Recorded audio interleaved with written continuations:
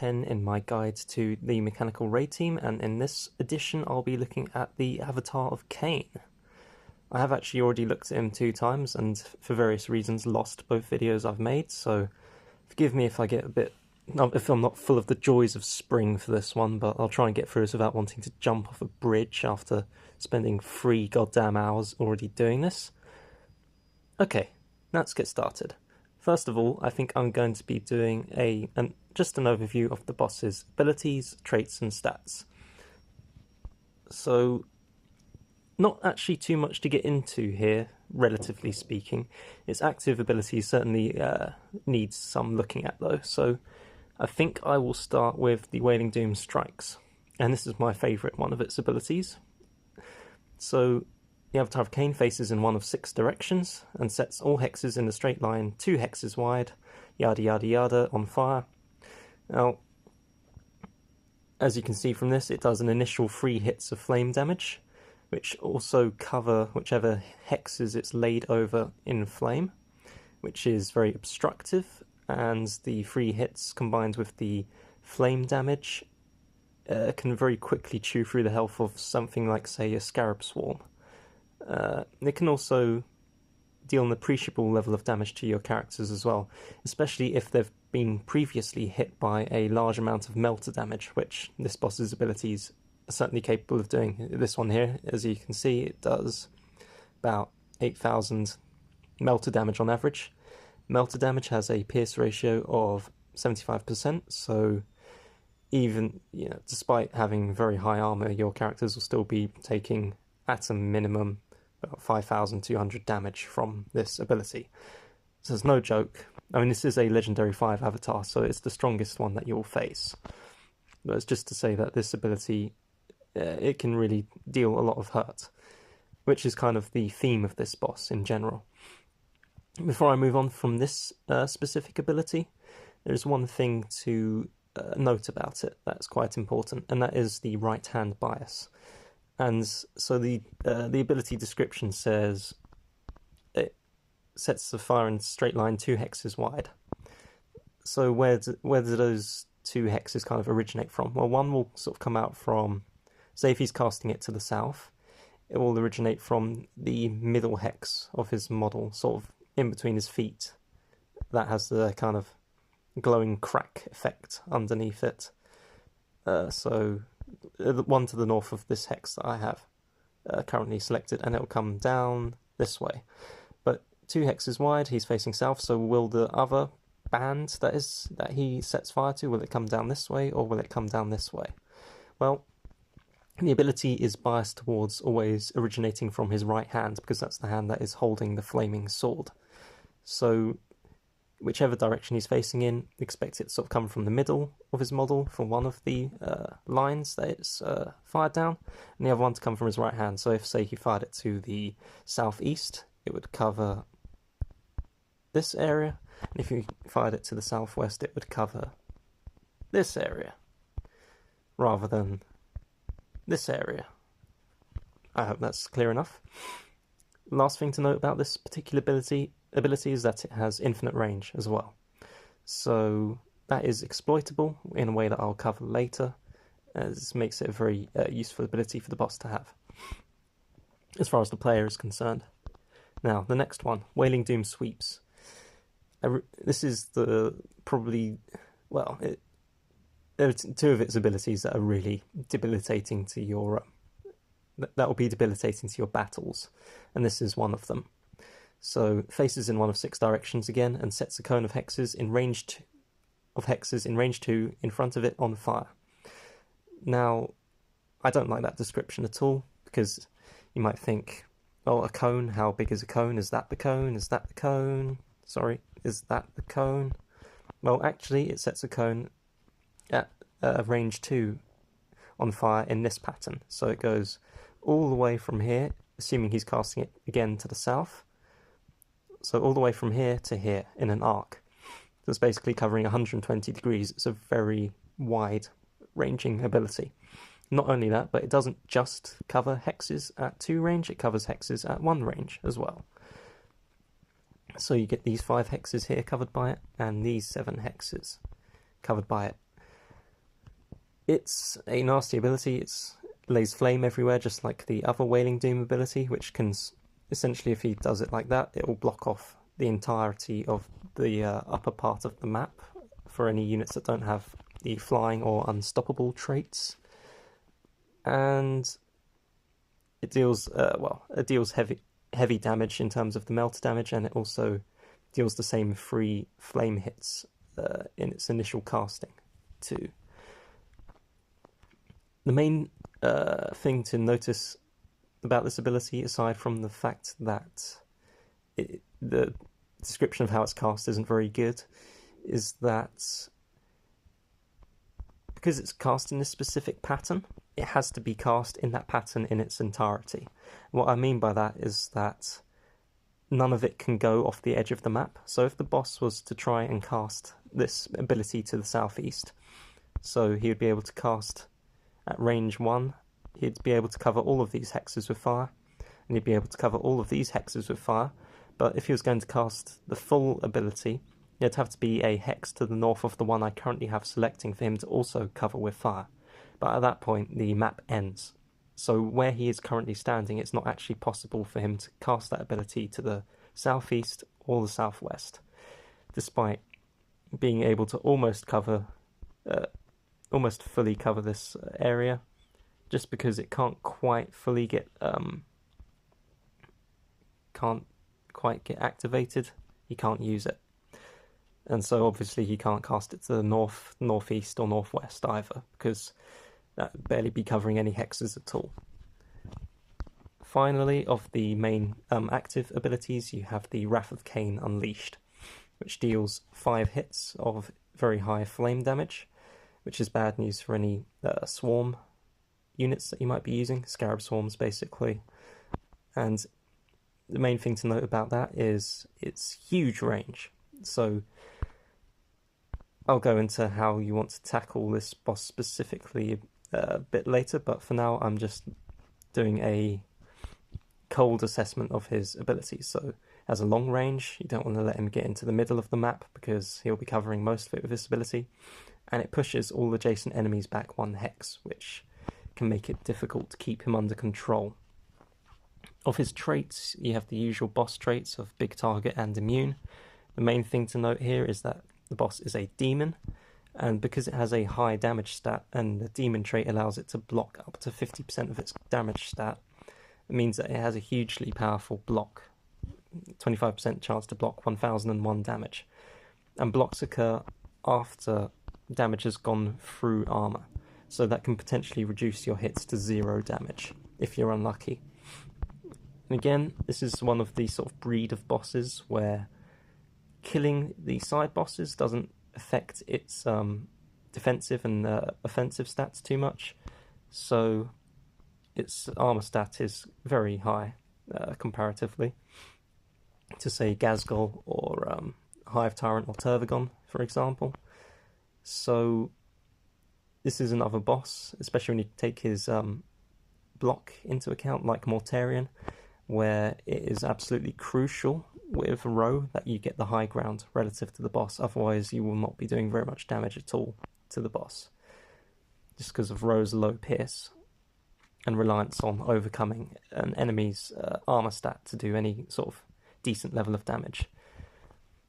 Aside from that, there's not really much deal more to say, because the passive abilities, except for one, aren't too impactful. The first of these passive abilities is the Molten Form, and as far as the mechanical team goes, this is utterly irrelevant. I'm using Ravas here. Ravas can deal flame damage in melee, but if you're using Ravas in melee against this boss with her 25% pierce ratio and 50% reduced damage with her fairly low damage output anyway, doing 66% less damage is barely going to be noticeable, regardless of how good your Ravas is, because your main damage source, of course, is Roe. Bloody-handed, this just serves to make his adds and summons more annoying. And speaking of summons, this is where the actual kind of really pertinent passive ability comes in. and this is its ability to summon the Guardian Defenders onto the battlefield. Guardian Defenders, they have fairly low health, very low armor, and a respectable damage stat, I would say. Now that damage stat can be augmented by the fact that they are able to deal critical hits. Granted, it's only a 10% chance, but when they do crit, it does crit for a lot of damage. You can't actually look at how much damage it does here, but they can take you by surprise, I'll say that. They can be hitting your characters for very little because they deal projectile damage, which deals 15% pierce, so if they're not overcoming the armor of your characters, they're doing not a great deal of damage, and then suddenly they score a crit and they've taken a huge chunk out of one of your characters, or maybe killed a Skitarius, say. You're also able to throw plasma grenades, which aren't really too impactful, and again, you can't really actually look at the stats of those. But yeah, if enough of them are throwing plasma grenades, they have a high pierce and they can wear down your characters for sure. So, and of course, if you've tried to tank anything from the boss, any of its high damaging abilities, your characters may be in such a bad way that these grenades could easily finish them off, especially if they're clustered together. So that's definitely something to watch out for with the Guardian Defenders. But let's just take a look at the ability description again. And this is another one that I don't really like, because it says, at the end of the Avatar of Khaine's turn, summon 2 Guardian Defenders at one of the battlefield corners. This is incorrect.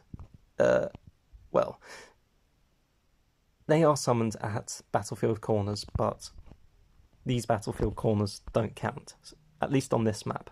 There are a couple of maps where Guardian Defenders can be spawned in 3 different corners, but for the purposes of this map and another one, they'll only spawn down at the bottom of the map where your team starts out.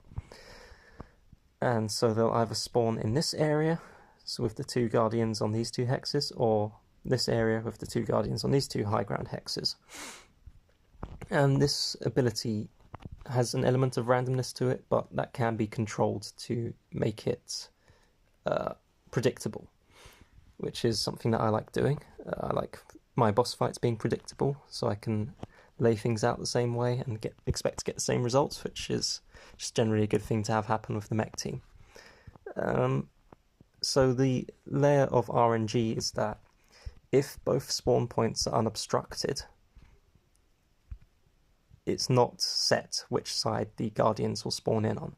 So in the first turn, if you've set your characters up and you have nothing blocking any of these areas off, then 2 Guardians could spawn here or they could spawn here, and you don't know which side they'll spawn on.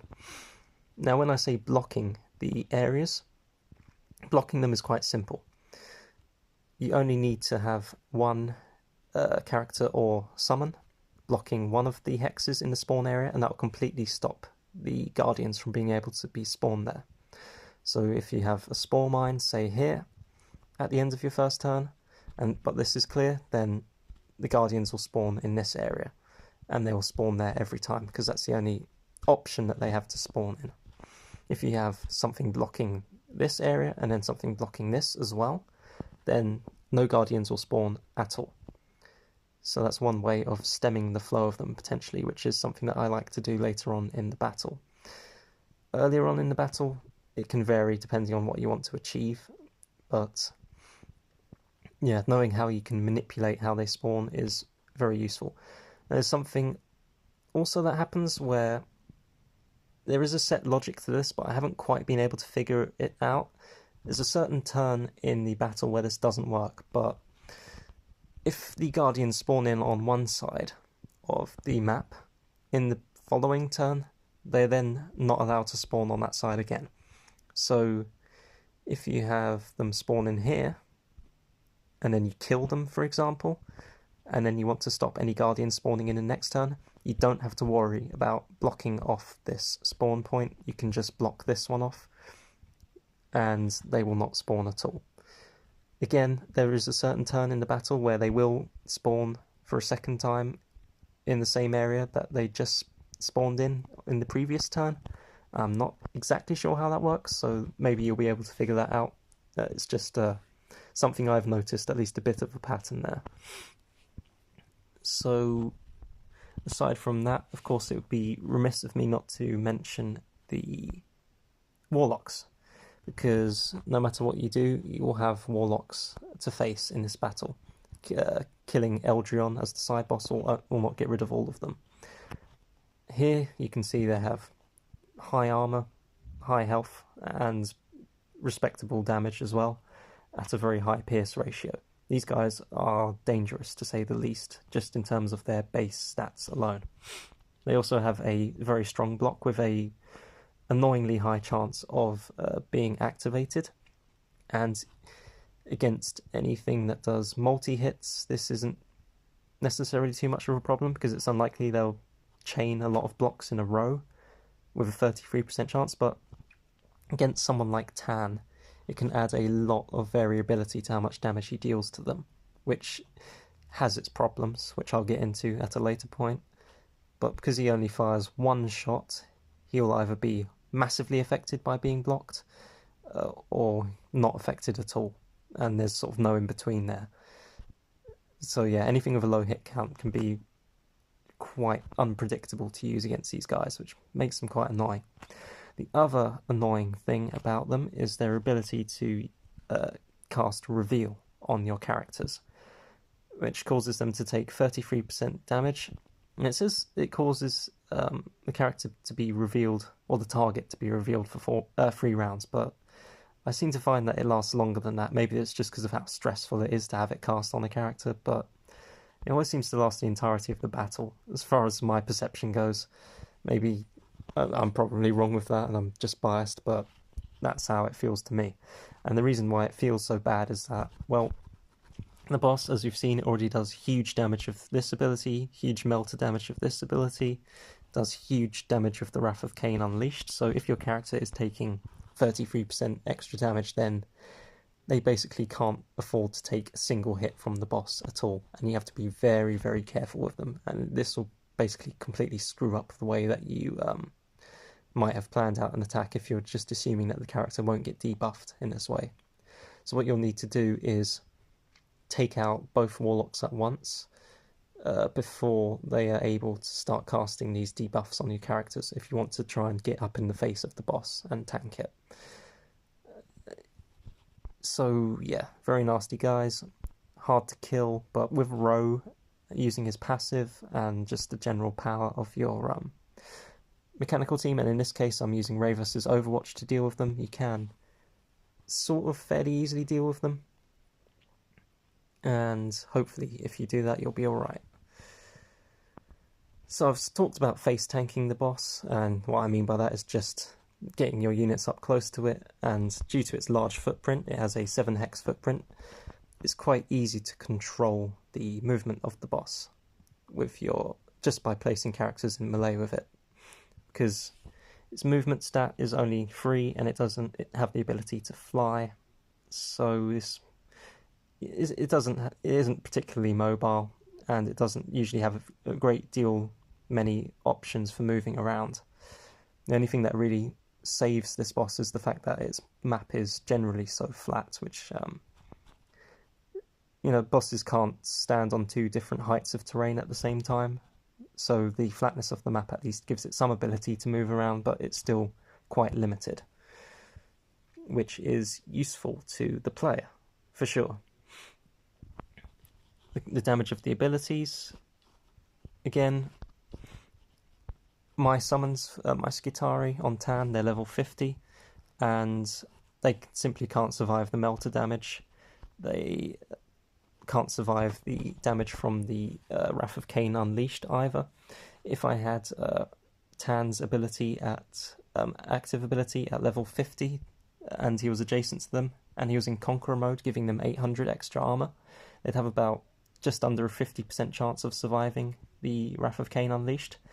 And unfortunately, the uncertainty in whether they'll survive or not means that you can't really build any strategies around assuming that they'll survive, because that will just lead you down blind alleys, essentially. You think, oh, my Skitari are going to survive in this position, and that will allow me to do X, Y, and Z, and then the Skitarius dies because there's a decent chance it'll die. You either want a 100% chance they'll die just so you can write them off, or 0% chance, so you know they'll be alright. But in this sort of in-betweeny area, you can't rely on your summons surviving this boss at all, in any sense. So it's got these 3 big area of effect abilities.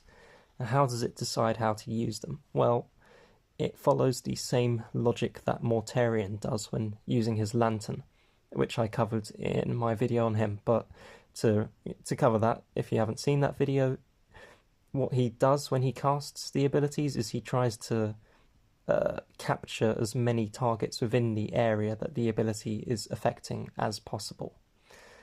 And this level of predictability of how he uses the ability can be exploited to make him act in certain ways by restricting his movement and positioning your characters carefully.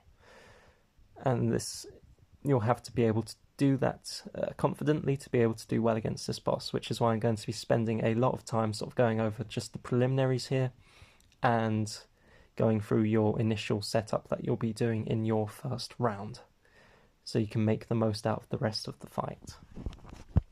Now, the Avatar is able to move before casting these abilities. There are some bosses that can't move before casting abilities, but he can move before casting any of them. So you need to really watch out for just him essentially blindsiding you, I guess I'd say, is because his abilities, they act so differently. One covers sort of like a big sweeping horizontal area with short range, whereas the other one has infinite range, but it covers a very narrow kind of area. And he has quite a lot of freedom to move around, especially early on in the battle where you haven't potentially moved your characters up very far up the map. And then you have to take the movement of summons into account, spawning in summons, where they'll be spawned in.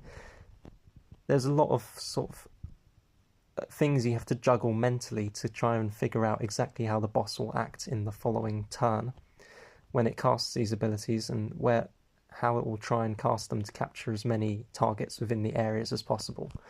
And I may be decent with a mechanical team, I think I'd say, but even I get caught out by this bloody boss sometimes. How it uses its abilities is just not what I have predicted at all.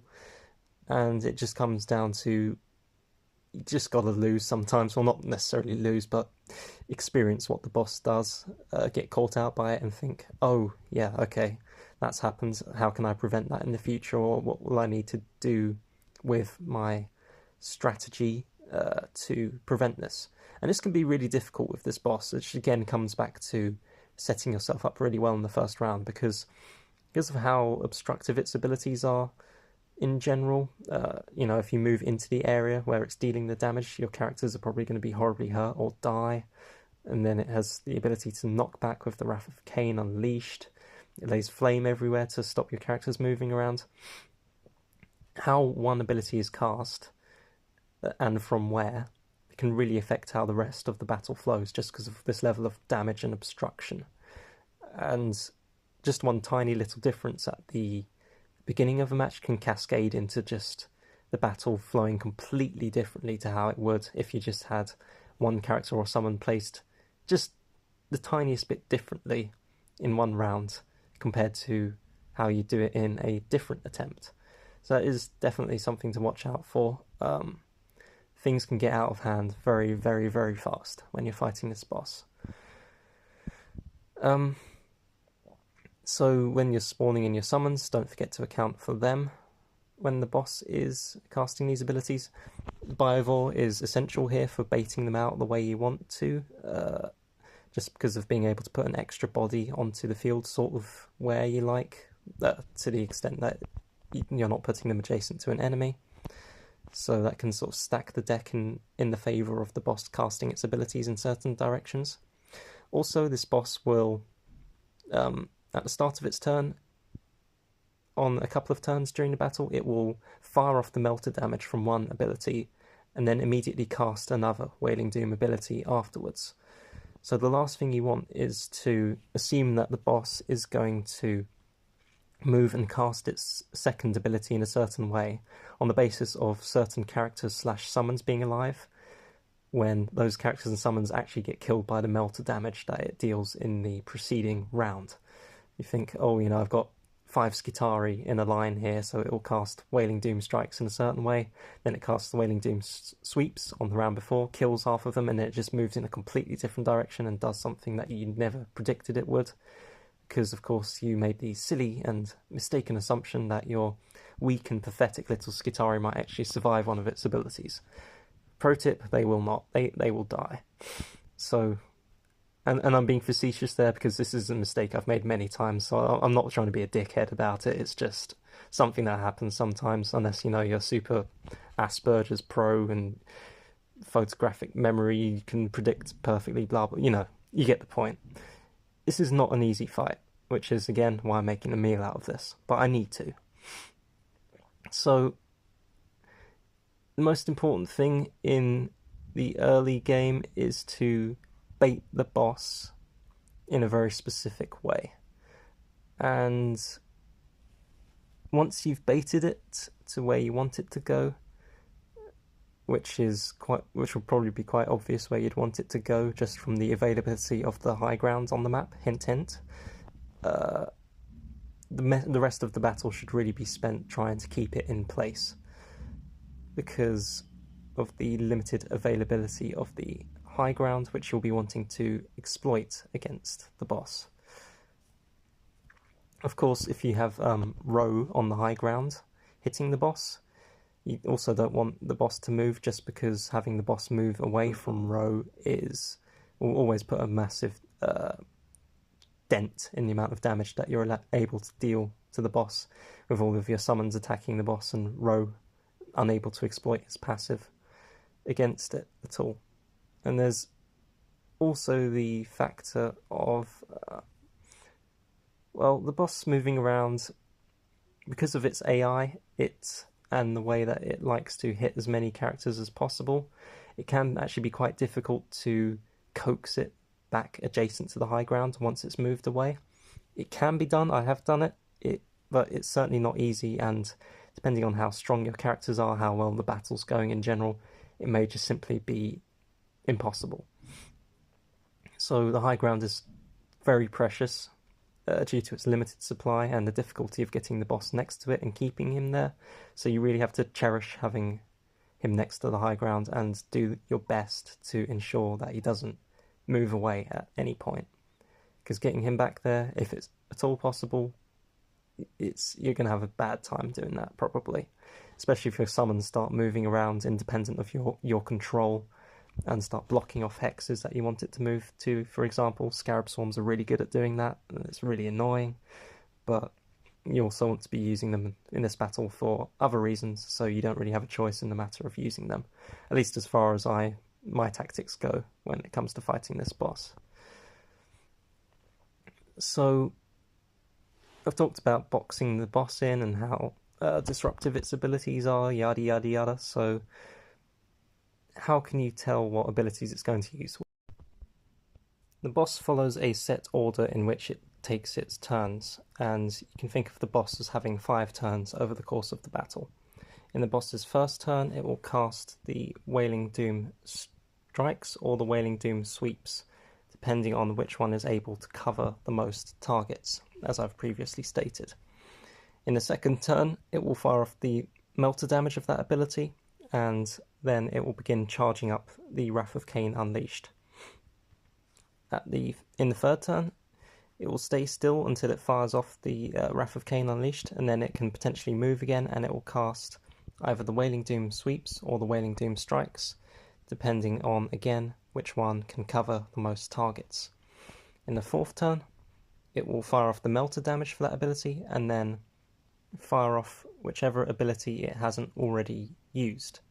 So, if in the preceding turn it fired off the Wailing Doom strikes, it will fire off the Wailing Doom sweeps, or vice versa. In the final round, it will fire off the melter damage of that ability, and then it will perform a normal melee attack. So, let's just go over what the boss does in the first round again, because that's all I'm going to be going up to in this section. And it has the choice between doing the Wailing Doom sweeps or the Wailing Doom strikes. And in general, you really don't want it to use the Wailing Doom sweeps in its first turn. That's because it has quite a relatively short range, so often in order to cover all of the targets that the boss wants to cover with this ability, it will have to move forward away from the high ground. And just due to the nature of the boss, it's quite hard to then get it to return adjacent to the high ground once it's moved away. It is possible, but it requires a bit of jiggery-pokery, and it might not always be possible to do, depending on how your summons act, which is somewhat RNG, or how obstructed your characters are by the boss's abilities as well. Speaking of how obstructed they are, my team is mostly made up of either flying or unstoppable characters, apart from Tan, but the Wailing Doom sweeps, because it covers such a large area, it is still obstructive just due to the fact that you don't really want to be moving any characters into the area of effect, simply due to how the level of damage it does, which is huge.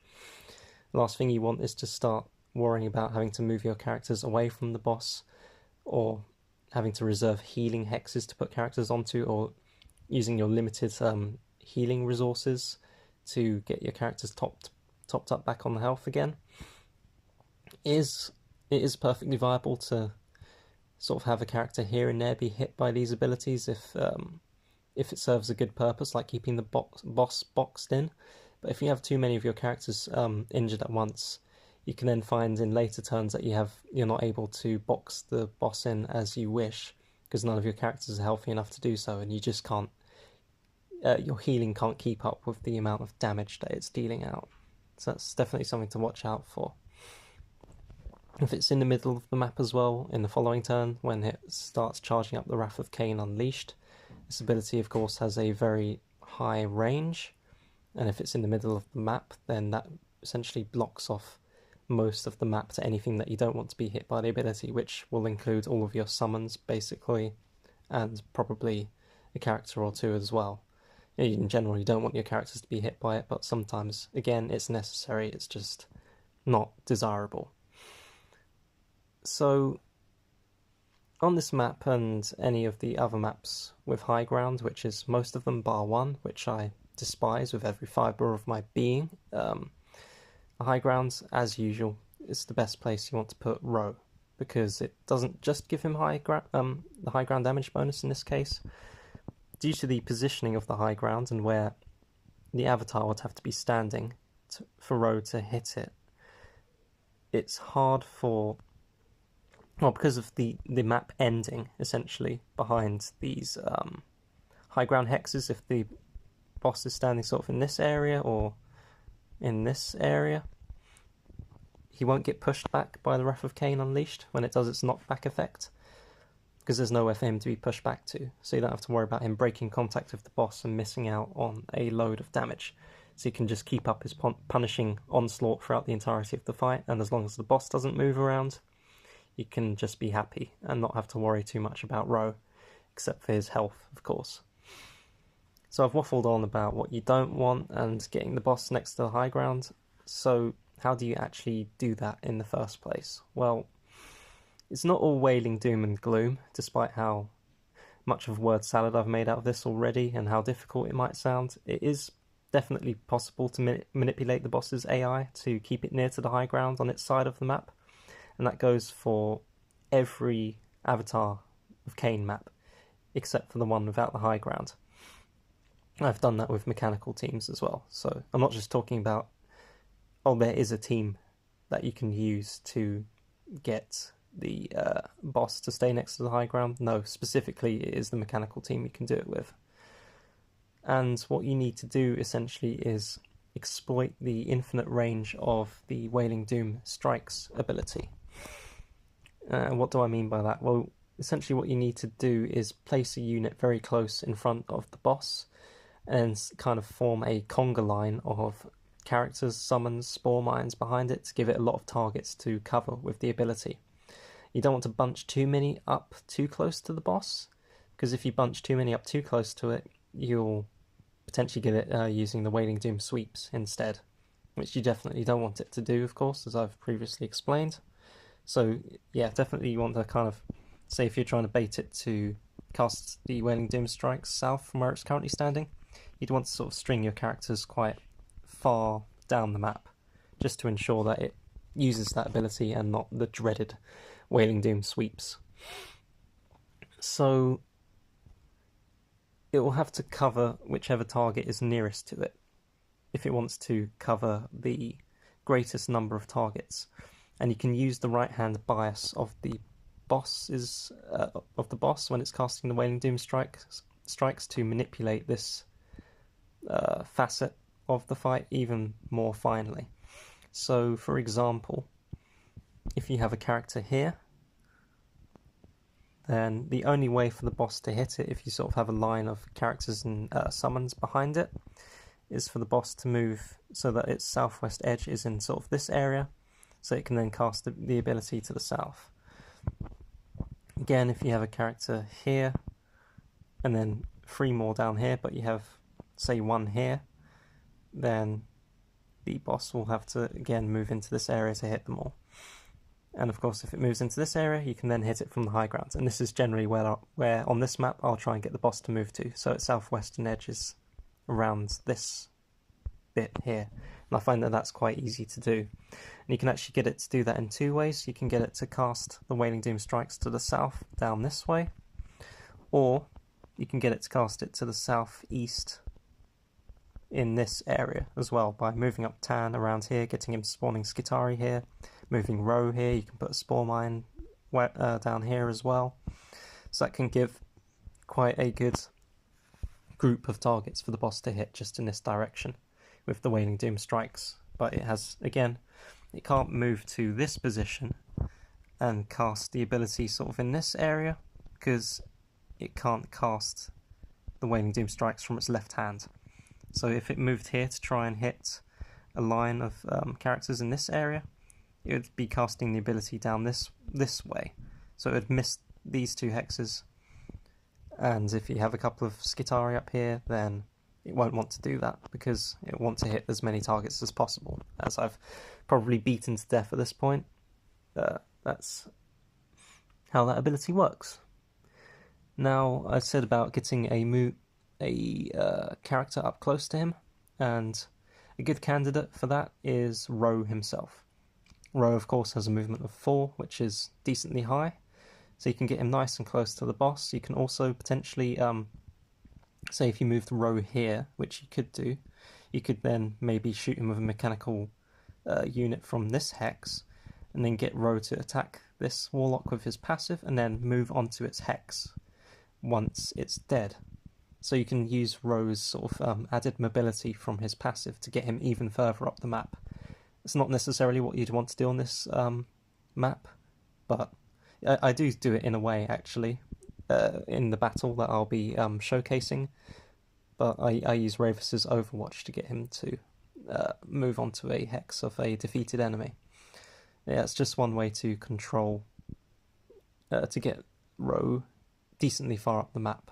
And of course, once he's decently far up the map, it's then not a short journey for him, say from here or here, to then get up onto the high ground to start doing some proper damage to the boss. So it's a lot of things to take into account in terms of setting up your position. But the main thing for setting up your position, the positions of your characters at least, is to try and get the boss to cast the Wailing Doom strikes in the direction you want to. But of course, you've still got all of the potentially active abilities and attacks of your characters to take into account before you can even think about finalising your setup for the first round. So for example, you'll want to be attacking this Warlock with Tan, and Tan spawns 2 summons, so you have to account for where the summons will be spawned and how that will affect the way the boss casts his abilities. The number of summons you spawn can also be tricky in other ways. Say for example you spawn 2 Skitari, and each Skitarius can kill a Guardian Defender that is spawned, and 2 Guardian Defenders spawn down here. So one Skitarius kills one Guardian Defender, and then the other Skitarius kills the other one. But you were hoping that one of those Guardians would stay alive, so that you could then move Aleph over to the Guardian and use her active ability on it to start spawning scarabs and get them up and replicating at this end of the map as soon as possible, which is actually something I do want to do. So you don't want to spawn 2 Skitarii. So maybe even if this Warlock could be shot twice and survive, you may only want to actually shoot it once, just so you don't get too many Skitarii running around and killing the Guardians, which you want to keep alive. Also, you don't actually want to kill, at least in terms of the strategy I'm using, you don't want to kill this Warlock with Tan, because if Tan kills this Warlock, it means that this other Warlock will attempt to debuff him, which I don't want the Warlock to do. I want the Warlock actually attacking a summon, in this case a Spore Mine. And the Warlocks will preferentially use their active ability over attacking. So I don't want this Warlock to be distracted away from where I need him to be. I want him to essentially attack this summon, get into range of Ravus's Overwatch and be killed. And that won't be happening if Tan has killed this Warlock.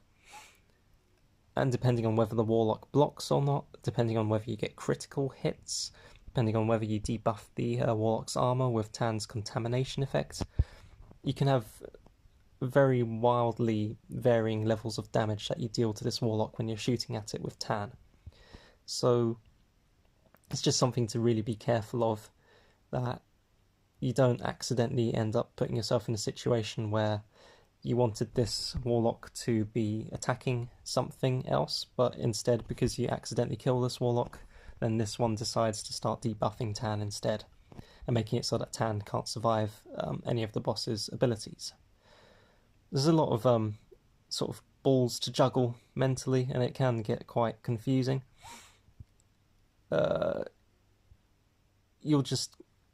I've had to kind of just work it out as I go along, how things go if I do things in certain ways, and you may just have to fail, or at least not have your plans go as you expected, and learn from that and adjust accordingly.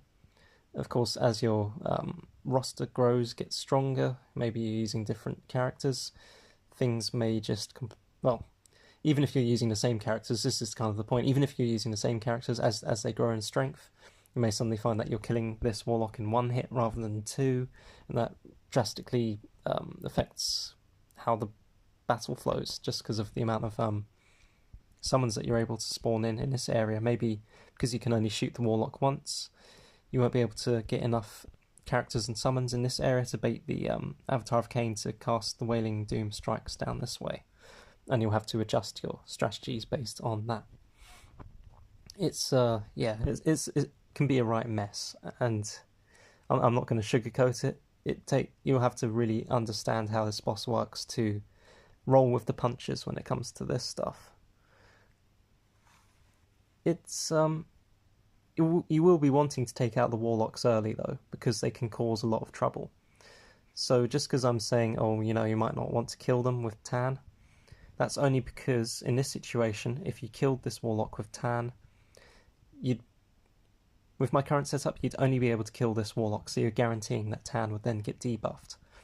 So what I'm trying to do is kill both of these Warlocks, but kill them both in a way so that they're not able to debuff anyone with their active abilities before they are killed themselves. That's a lot of word salad there. And I think I'm just... If you do want to see the ways that I've set things up on different maps to get the boss to perform the Wailing Doom strikes and stay adjacent to the high ground, I have managed to do that on every map. So you can look through my Avatar of Khaine playlist that I have on my YouTube channel. Of course, it's not necessarily exhaustive. I'm sure there are other ways of manipulating the boss to, do as I say, stay next to the high ground. But it should at least give you some examples of how you can manipulate it, and maybe you can adjust that to your own personal use. So that is a whole lot of stuff to consider for the first turn alone. but I think we have just about got through the first turn of the battle now. And I know that probably sounds horrible considering how long I've already taken, but it's really important to get it right. Everything else flows on from the first turn, and if you don't get it right, you may end up being screwed, where otherwise you might have actually done really well. So hopefully for the as the battle goes onwards, the opportunities for things going wrong after each turn become fewer and fewer, and I'll have to spend less time discussing each turn. So I think I'll be discussing the rest of the battle, doing the preliminaries for that in a different video, and I'll just call it a day on this one for now, because I've covered the opening turns, and I think that's probably enough for now.